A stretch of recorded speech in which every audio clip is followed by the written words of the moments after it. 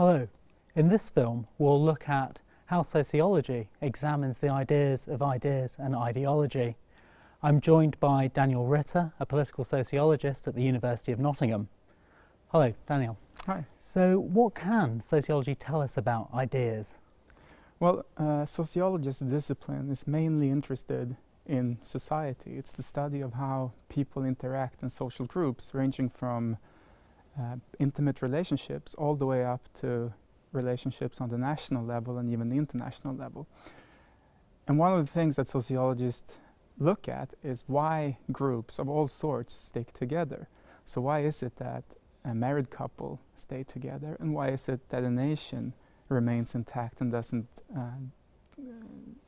become divided into several subnations? In this process, ideas play the central role, because ideas are sort of the glue that holds us together. Ideas, which we can think of as beliefs about how the world works, are the things that lead us to construct such things as values, norms, even our roles and our identities. And we can move it all the way up to the level of culture.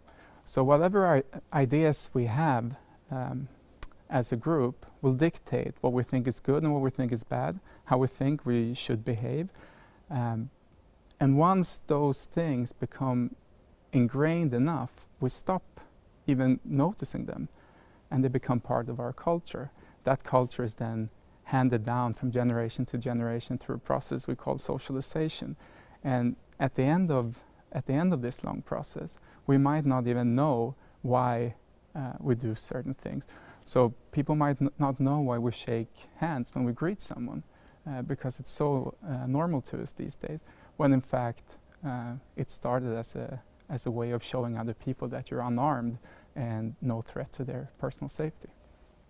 So in some ways, a lot of sort of ideas, and to an extent ideology, sort of go unnoticed in society, and I think that's a really important part of what we're talking about across this course. But I guess one time in which people become sensitive and aware of ideas and changing ideas, obviously at times of rapid change and revolution. So what can sociology tell us about sort of the changing ideas in revolutionary times? Well, ideology plays a central part in moments of social change. Ayatollah Khomeini said after the Iranian Revolution that people did not do revolution for the sake of cheap melons. It's not just about access to cheap goods or improved standards of living, but there are new ideas that come to the surface in these moments, and those ideas again are necessary because they are what tie people together and what bind them to a common objective. Sociologists like to think of ideology as unifying motivations in revolution, something that is necessary in order for people to be willing to take the risks that come with a revolution. Sociologists also like to think of the role of ideology in framing processes. The way that you get people to take part in a revolution, for example, or in a social movement, is to play on their beliefs about the world and tie it to the objectives of the movement or the revolution. So ideology, in the sense of a glue that holds everything together, becomes especially important when people really have to work together, as in the case of a social movement or a revolution. And your own research looks at sort of non-violent social changes and revolutions, and in your recent book, The Iron Cage of Liberalism, you deal with the Arab Spring political movements in Egypt and Tunisia. I wondered what you thought was kind of the role and importance of ideas in those changes, and also which ideas proved most enduring and most significant. Right. Well, what I wanted to look at and what I tried to understand is why in some countries people can rise non-violently and overthrow dictators that have been in power for decades, whereas in other countries similar movements perish almost immediately. And what I found through the course of my research was that the countries in which revolutions, non-violent, unarmed revolutions succeeded were countries that were aligned with the West. And that caused me to ask, why is that the case?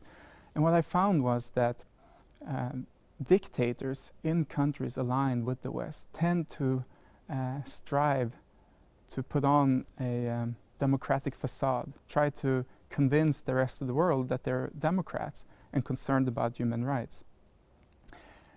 This charade has the objective of justifying relations between the democracy and the dictatorship, something that Western countries would typically not be very keen to do.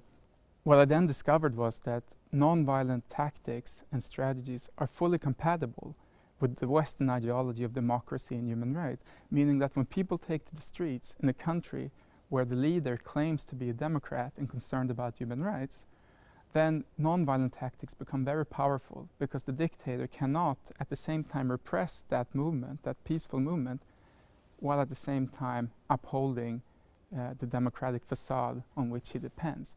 So ideology, in this case Western ideology, becomes a bind for the dictator that he cannot escape. Thank you, Daniel. So, although we may be most sensitive to ideas and ideology at times of change or kind of political unrest, as we've seen, ideas and ideology affect our values and the way we behave in our everyday life. Through this course, we'd like you to think about the change that you've seen in your lives and around you, and how ideas and ideologies have played a role in those changes.